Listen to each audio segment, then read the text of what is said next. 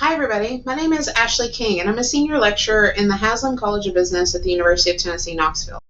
We've incorporated Lucid into our pedagogical approach here at the University of Tennessee is by using it in our Information Management 341 class.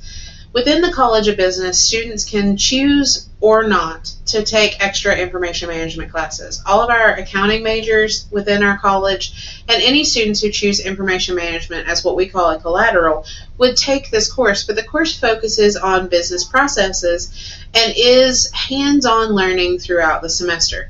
So in this assignment, which is a little more in-depth than the one that we talked about for Business Administration 342, students are using Lucid to document complex business processes. So students will work in teams or by themselves in order to document the actual process that a business goes through in order to see where the improvements might be or to see how data moves through an organization.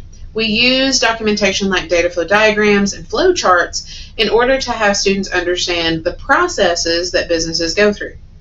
So why do we use Lucid for this? Well, unlike products like Microsoft Visio, Lucid allows our students to engage in real-time collaboration, which there's no replacement for. There's no replacement for learning real-time and interacting with those around you. As you know, as educators, if students can explain something to each other, it means that they truly understand it. So unlike the video that talked about our Business Administration 342 assignment, this one is much more in-depth. So I want to show you an example of a student assignment where we would be documenting these business processes.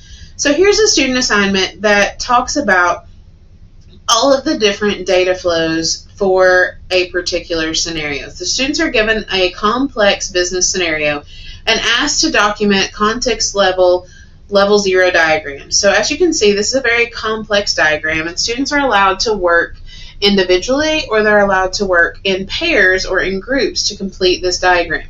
This focuses on information management topics like decomposition and abstraction, and also allows students to balance a DFD and look at flowcharts to incorporate risks. So as I flip through this, while you might not be an expert in flowcharting or you might not be an expert in data flow diagrams, you can see the work that the students put into modeling here.